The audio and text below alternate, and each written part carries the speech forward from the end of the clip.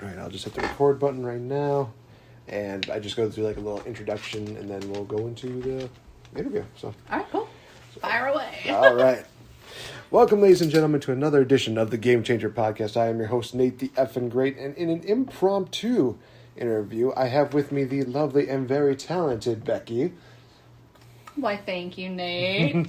Thank you. Thanks for having me. Hey, honestly, any friend of Wyatt is a friend of mine now at this point. And right on. We just actually got done recording an FML series, so it's going to be something you definitely do not want to miss. Absolutely not. It's great. It's classic. It's a bit of a ghost of a time, if you know what I'm saying. For sure. So let me ask this question first. How did you and Wyatt kind of meet? How did you guys kind of meet up with each other, and what's kind of been like the relationship since you guys started? Well, initially I met Wyatt. I was part of the crew and cast for an indie film called Summerland, which was filming at Wyatt's house, and I was dressed as a succubus. So that's how I met Wyatt. After filming Summerland, I was working on another film project called Reckoning.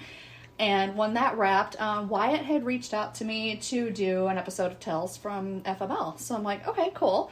And it's been, that was back in 2016, and it's been a really good, friendship, partnership ever since. I've been included in a lot of FMLs. The first one, I'm not going to lie, I was pretty terrified because I'm like, okay, I'm at somebody's house, and I don't know them, and I have to drop my pants and pretend to poop. So,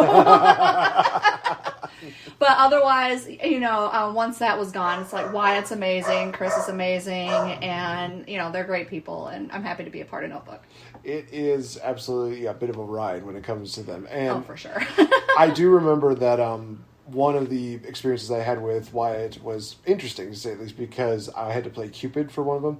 And obviously, Cupid has to wear a diaper. So it was kind of one of those things where I felt uncomfortable with the idea, but then once I got into it, it was like, I don't think I could have done this with anybody else. Absolutely not, no. because Wyatt is definitely one of those guys who knows how to make you feel just comfortable with whatever you're doing. Like either drop a trowel or wear a diaper. Absolutely. I feel 150% comfortable with Wyatt and Chris. Just super comfortable, so yeah, they're definitely easy to work with, and yeah. So what has been your favorite FML to do ever since you started now on your 5-year anniversary now, thinking about it? Wow, so many to choose from.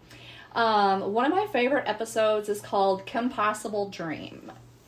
This was done a few years ago, where I essentially beat my romantic partner with a pillow when he calls me the wrong name, and in turn there's like a twist ending because another name is mentioned as well. So it was one of my favorite episodes there, and basically everything that I've done with these guys for Halloween, it's really meant a lot because Halloween is my favorite holiday.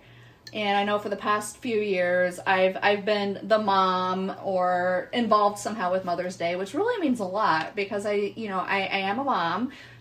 My first and only baby will be 20 in April. So yeah, it's been a ride. So it really means a lot to me for them to have me be a part of the Mother's Day episodes. How does your kid feel about a lot of these FMLs that you do? Well, he's like, Mom, do you? He's like, Mom, do you? So as long as I don't need to see Mama's bare booty, then we're fine. Exactly. Yeah, exactly.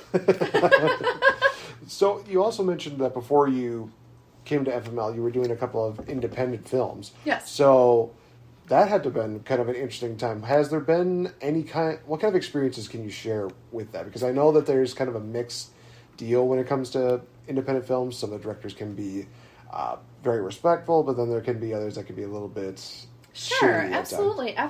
My first experience, I had just seen something on Facebook that they were needing movie extras for an independent movie called Summerland, and I auditioned for the producer and director, Travis Legg, and he offered me a part. I was party favorite number 2.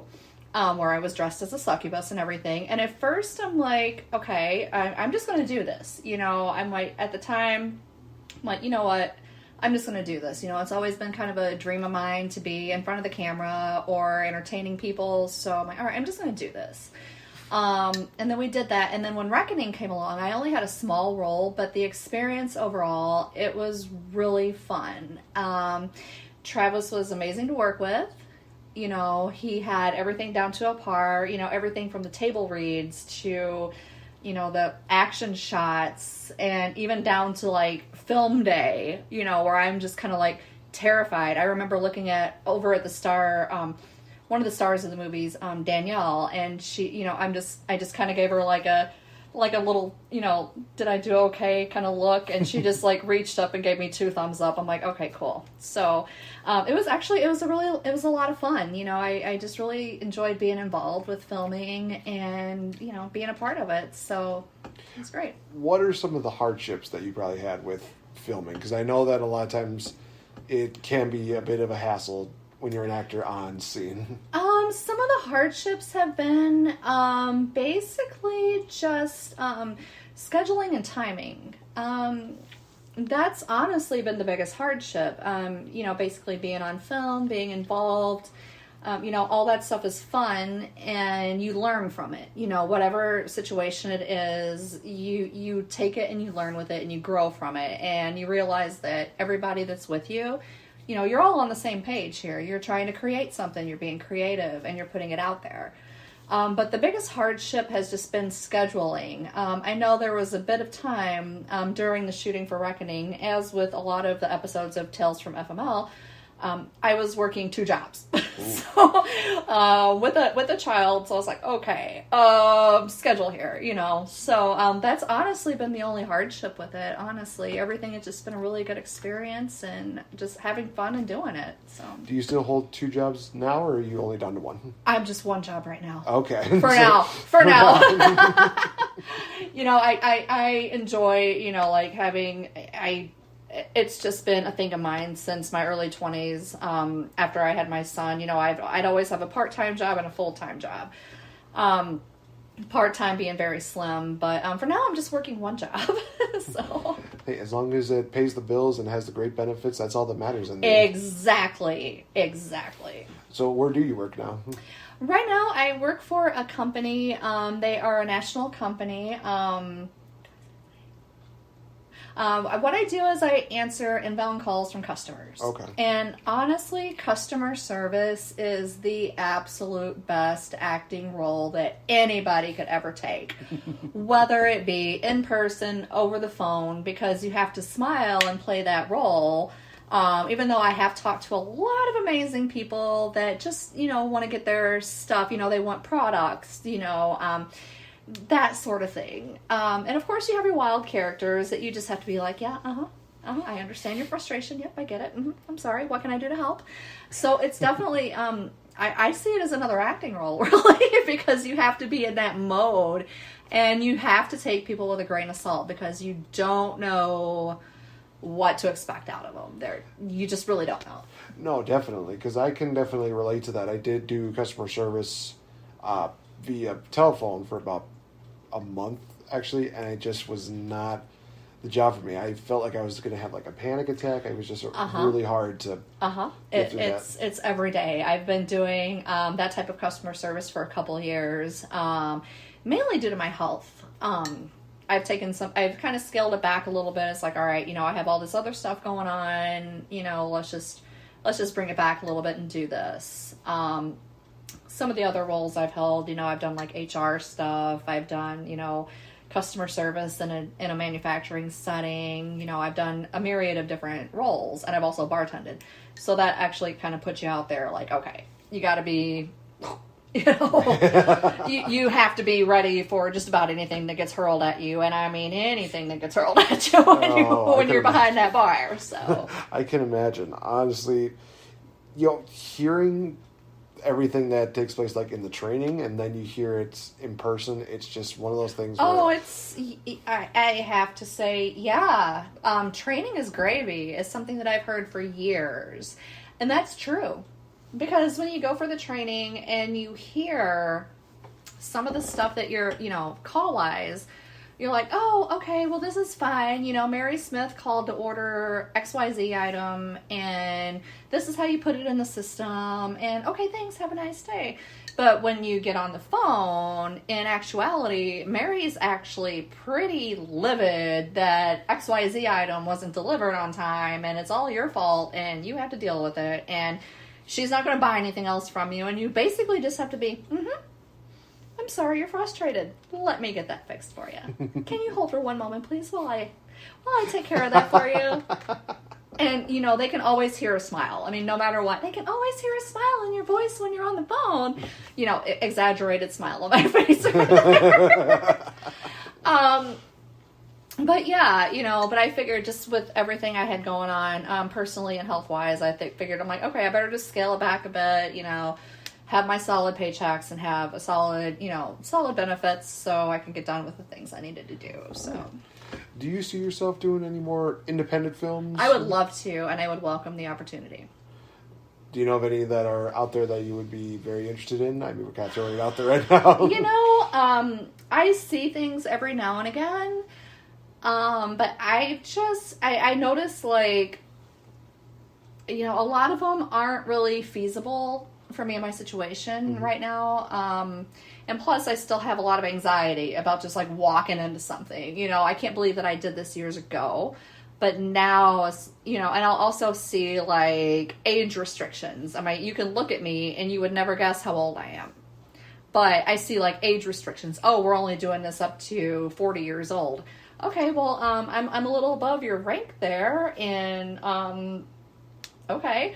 So it's kind of discouraging, but yes, I would welcome the opportunity, whether it be just an indie film or a short film or something I could help create. I would welcome the opportunity. So. You mentioned earlier that you are a big fan of Halloween, the holiday. Yes, it's my favorite, yes. So I'm guessing you definitely love, like, the spooky time and everything. Oh, I love it, absolutely. Definitely a bit of a horror movie buff? Yes. Try me. Classic horror, but try me. So what are some of your favorite horror movies that... Honestly, one of my absolute favorites is the original Psycho. And it has a lot to do with the way it was produced. I'm a big Hitchcock fan, whether it be Alfred Hitchcock Presents. He's done a lot of other suspense thrillers. Another favorite of mine is North by Northwest. Okay. But Psycho being released in 1960, and just learning later on, all the effects that were used and how it was filmed and everything to be that actual menace to really grip the audience. And for then, it was totally taboo. Because, I mean, if you think about it, 1960, okay, Janet Leigh, she appeared in a bra. That's something that's never been done before. There was, obviously the shower scene. That was something that had never been done before, And in my opinion, Anthony Perkins, he nailed that role. Like, he had that role, like, as the, like, the sweet guy, but really had all the other stuff going on. But honestly, that is one of my favorite horror movies of all time, because not only is it's just so psychological, and I could even see, like, just kind of thinking back, like, wow, that was like apple pie and ice cream soda type of things going on back in 1960, and then all of a sudden you've got, this movie with this weird, hotel and this big scary house, and you've got, all your slasher stuff. So it's got your slasher and your psychological too, so... Yeah, and I think that's one of the things that some movies definitely do kind of miss the mark, is that they don't exactly have, that psychological factor, or even the great storytelling with the characters, because there's been so many movies that have literally just had black kind of characters, or characters where it's just like, well, they're going to die, so who cares? At this point. Right, yeah. I mean, insert any Nightmare on Elm Street past 3, name basically any Friday the 13th past, I think ironically 3 as well. So basically anything that's like past 3 from the golden era of horror movies, they definitely do. You have a valid point. And actually, I do have a fun fact to point out about Nightmare on Elm Street Part 3, The Dream Warriors. All right. Okay. So I was 8 years old, okay? And, one of my friends in our little neighborhood, we were just, really close neighborhood, Mm-hmm. Their older sisters, they were all teenagers in the 80s. And I'm like, oh, that's so cool. I can't wait. And they had actually rented on VHS. Oh my gosh. Yeah. Back in the good old days. Back in the way good old days. They had actually rented on VHS from a local video store A Nightmare on Elm Street Part 3, Dream Warriors. And I remember my mom, you know, I asked them, like, hey, can I watch this movie? And she's like, she just kind of looked at me. And now, mind you, I grew up in Southeast Missouri where things are, it's different there. But she just kind of looked at me. She's like, if you think you can handle it, you should go right ahead. I just, and my mom was very cynical and just kind of like, whatever. But, so I watched this movie at 8 years old, and I was like terrified and mystified. And I swear I saw Freddy in my dreams for months. Like, I was scared. I was so scared.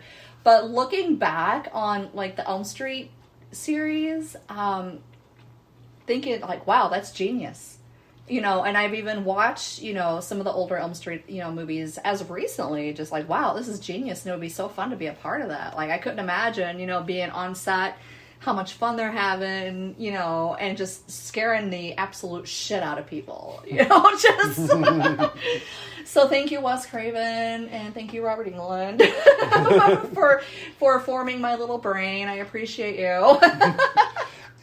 Robert Englund is one of my all-time favorites Absolutely. when it comes to the horror movie genre. He is the best character actor, hands down. I've seen him in a few other things, and he always plays like that one-off type of character, but this guy, ultimately, yes, I have to agree. Robert Englund's one of my favorites. He just knows how to just click from Robert Englund, probably nice guy, to Freddy Krueger. Oh, yeah, for sure. Serial killer. Oh, for sure, and that's serial killer, not child. Never mind. I don't want to go into Yeah, we're not going there. Not into the new Jackie Earl Scott, no.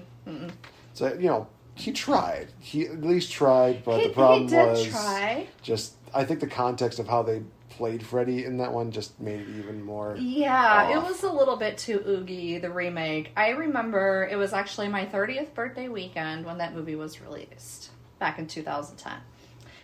And a friend of mine, you know, at that point in time, you know, I'm single momming it, I'm going to college, I'm working, I'm like, hey, can we just, like, grab dinner somewhere and go watch this movie, you know, because I've always, you know, even though it, like, terrified me as a child, you know, as I grew up, you know, the horror genre just kind of resonated with me, and I'm like, okay, I have to see this for my 30th birthday. I think the best part about that movie is the fact that I actually got carded to buy a movie ticket on the weekend of my 30th birthday. Really? Yes, I did. And I looked and I'm like, are you serious? Like, you're carding me to buy a movie ticket right now? What is going on? Like, what? But there was a couple things in that movie that, I'm not saying that it's terrible by any means, and everybody gave their heart and soul to make the production. I get that. But yeah, the storyline was just a little bit too dark, and there was a scene in the movie where one of the actors got out of a convertible and hit the button and locked her doors. Yeah. And I'm just like, dude, she just locked her doors on a convertible. Okay, I'm kind of done with this movie now. So, like, it's just not believable to me right now, so. You know, they are remaking so many of, like, the classics to try to give them, like, their own image. Like, the new Friday the 13th, when they released that, I watched it. And one of the things that bugged me the most about that was they did Jason differently than what they did. Which mainly, I remember Jason being a guy who, you know, took more of his time. He wasn't one of those people that, you know, was like a runner. He was just like... kind of like a power walk kind of guy. And then when I saw him running in the newer version, I was just kind of like, but no, you immediately got it wrong. Right. This is not who Jason is. No running. Jason doesn't run. No, are you kidding he doesn't. me? He just kind of...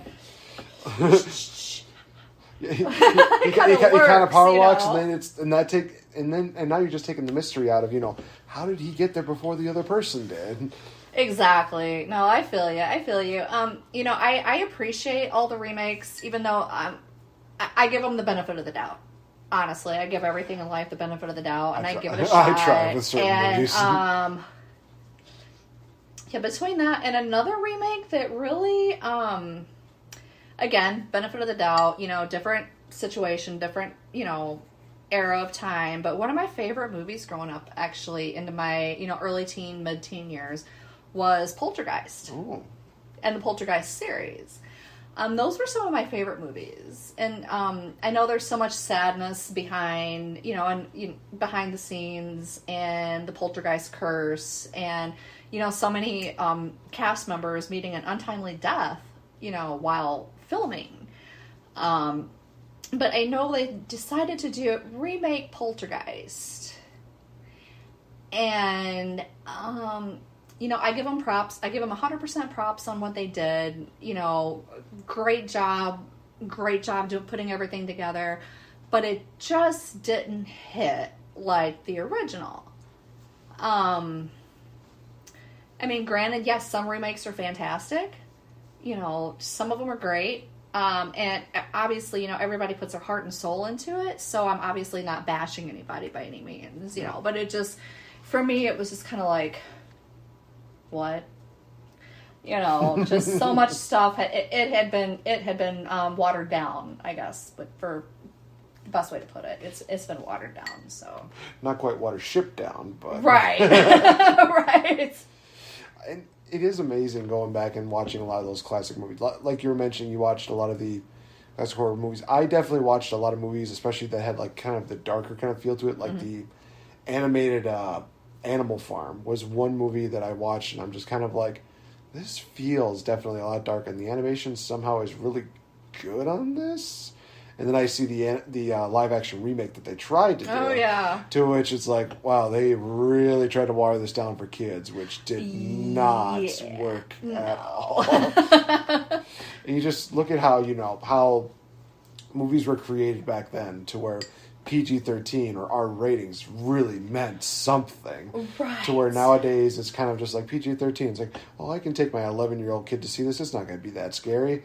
It's like, yeah, you're not wrong. There's really nothing too scary about it. No, there's not. There really isn't. And I agree, because I remember, like, referring back to Poltergeist, the 1982 Poltergeist. That was actually a PG-13 movie.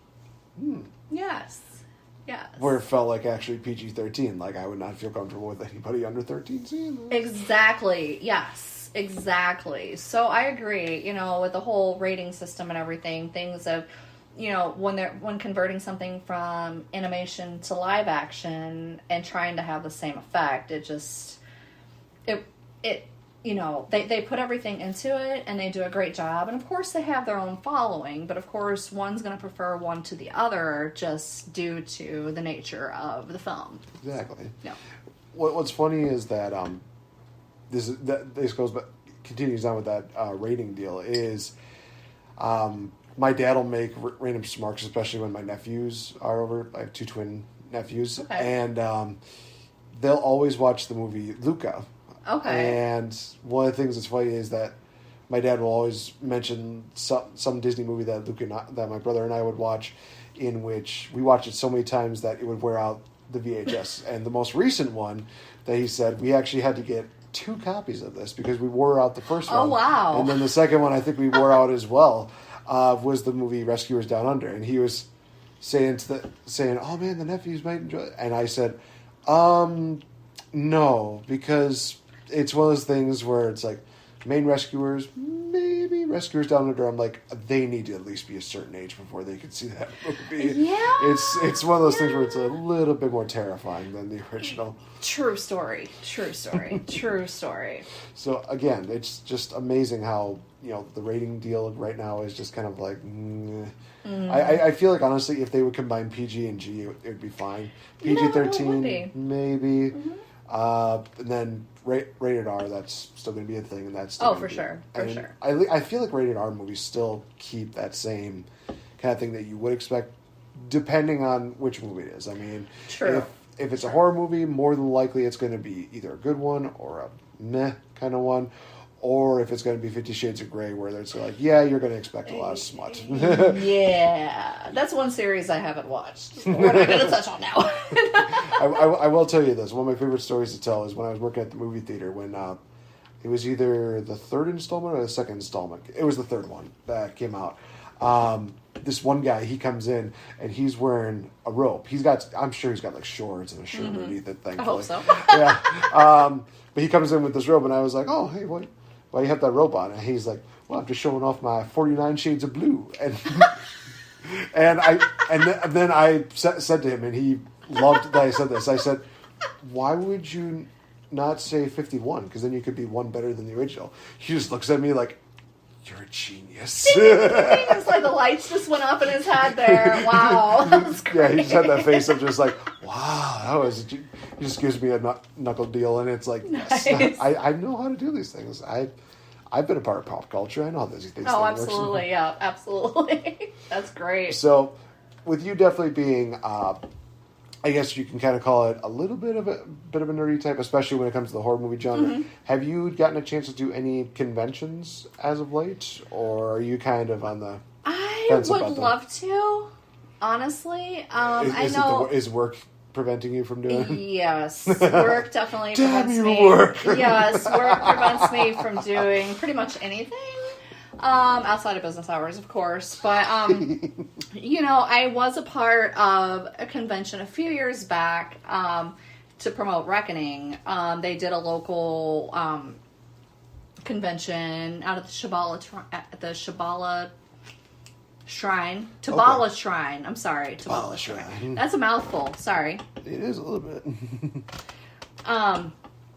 So I was involved a little bit with that, but as far, with everything that's happened over the past couple of years, it's really been hard to get back into all that stuff, just with the weight of the world right now, which is absolutely just wow, which is a horror movie in itself, to be perfectly honest, but... No argument here. Yeah. Without going any further, that's all I want to say. Okay. So once things kind of die down a bit, do you see yourself going to possibly more conventions? Absolutely. I love them. I love going to conventions. I love doing the cosplay. I love doing all that. My kid's like, oh my God, Mom. But, what are parents for, right? So what kind of cosplays have you done in the past? Have you done like major cosplays or kind of like smaller time cosplays? I've done a lot of my own for the most part, Okay. just being random and different. And of course, Harley Quinn. Cliche, I know, but easy peasy and doable. So, well, it's Harley Quinn. Of so course, she's like, Harley Quinn is the best. She really is. It's kind of She's amazing. It's kind of one of those things where it's like, even if I could, trash talk DC, which I've done in the past. There's been one episode where I think I've done nothing but bury them. Sure. One thing that has always been like a huge like shining star when it comes to that, it's like no matter what, Harley Quinn is like the one character in the entire thing that they always give justice to. It doesn't matter if it's in animated form, I guess like reanimated, live action, doesn't matter. Harley Quinn is like the one character where it's like, she has not lost a step. No, she hasn't. She is amazing. Even in the Lego movies, she is still represented well. And yes, I am saying that the Lego Batman has a good Harley Quinn. Yes. Agreed. And that is saying a lot. Agreed. Oh, where's Zach Galifianakis the Joker? Great. Will Arnett's Batman. I'm okay with that. I'm totally fine with that. So we're just about wrapping up for this. So I think the final question for this is, when you decide to, stop everything you're doing, whether it's filming, cosplay, everything like that, what is something that you would love to have people kind of remember you for? I would have to say for actually putting myself out there and doing things. Because honestly, it's being in front of a camera is not for everybody. Mm-hmm. And it really does take a lot to get to that point where you're actually comfortable in front of a camera and actually putting something out there to entertain somebody. So if anything else, just be remembered for the fact that I did put myself out there. I did put my best face forward and tried to, entertain, make people laugh, make people scared, or whatever the case may be. I guess that would be it, That's a really good way. Yeah. So, this is usually also this point where I tell my guests that if they have like social media or anything like that they can plug that. Are there anything that, if people want to reach out to you, do you have like a social media? I'm on Facebook. I'm on Facebook. Facebook and is... of course, everybody's on Facebook. I am also on Instagram, BirdMadGirl429, if you want to follow. Some cool stuff, some boring stuff, but hey, you're welcome to follow along. I've recently joined TikTok, but it's mostly to be watching videos because I'll go down a rabbit hole. So definitely using my creativity to come up with something to where I can post something random and, just bring some entertainment and some laughter to the world. So. Very nice. Well, we hope that you continue to do that within the forthcoming years, hopefully Thank another you. 5 years Yes. of Notebook Entertainment where literally it's just going to be like a streaming nominated. Yes. Which, oh man, if you guys are listening, try to nominate Notebook Entertainment for a streamy. That would be amazing. Yes, please do. Please do. Absolutely. So for those of you that know where my social media formats are, you can check that out in the description below. You could also check us out on many podcasting formats to hear, listen more. So for Becky, I've been NateFNGreat. This has been the Game Changer Podcast. This has been awesome. Thank you, Nate. Not a problem. All right. Come back on anytime. Absolutely. Thanks. Toodaloo, everyone.